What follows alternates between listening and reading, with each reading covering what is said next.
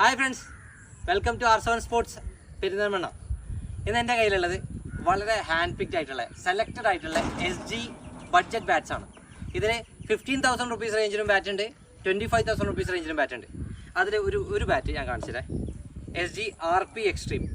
നല്ല clean and straight green, ചെറിയൊരു not ഇവിടെ ഉണ്ട്. ഇതിവിടെ ഇല്ലെങ്കിൽ ഇതിന് 50,000 രൂപയാണ് ബാറ്റ്, 50,000 രൂപേൻ്റെ ബാറ്റ്.